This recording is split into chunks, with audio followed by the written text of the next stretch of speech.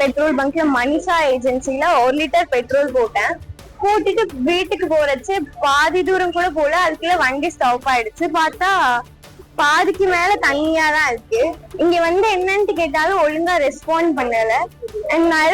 Engine ப்ராப்ளமா இருக்கும். Mechanic shed போய் பார்த்தோம். அங்க பார்த்தா அவங்க பெட்ரோல் பார்த்துட்டு சொன்னாங்க பாதிக்கு மேல தண்ணியா இருக்கு.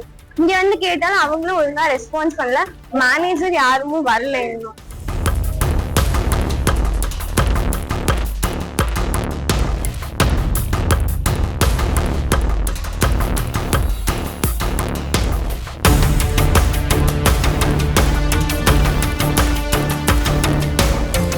பெட்ரோல் வந்து தீர்ந்து போற மாதிரி இருந்து, சரி பெட்ரோல் போடலாம்னு சொல்லிட்டு வந்தேன். 250 ரூபா போட சொன்னேன். ஏன்னா அது ஒரு 300 ரூபா பிடிக்கும். 200 ரூபா போடுப்பான்னு சொன்னேன். 200 ரூபா போட்டாங்க. நான் அந்த வண்டி எடுத்துட்டு இங்கிருந்து ஒரு அரை பரலாங்க தான் இருக்கும் அந்த சர்வத்தவங்கள போறேன். அங்கிருந்து போற போதே கொஞ்சம் அடைச்சு நின்றுது. அங்க போய் சுத்தமா நின்று போச்சு வண்டி.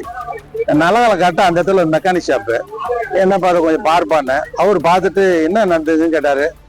டேங்க்ல பெட்ரோலுக்கு தான் பார்த்தாரு. திறந்து பார்த்தாரு. இப்பதான் போட்டேன் அந்த பங்க்ல. ஐயோ அப்பதான் போட்டீங்களா, அங்க ஏற்கனவே பிரச்சனை ஆச்சு அப்படின்னு சொல்லி என்ன பண்ணாரு, டியூப் போட்டு பெட்ரோல் எடுத்தாரு. எடுத்து பார்த்தா அதுல வந்து 3 கேன் எடுத்தாரு. அதுல வந்து 2 கேன்ல ஃபுல்லா தண்ணி, 1 கேன் தான் வந்து பெட்ரோலும் தண்ணி கலந்த மாதிரி வருது.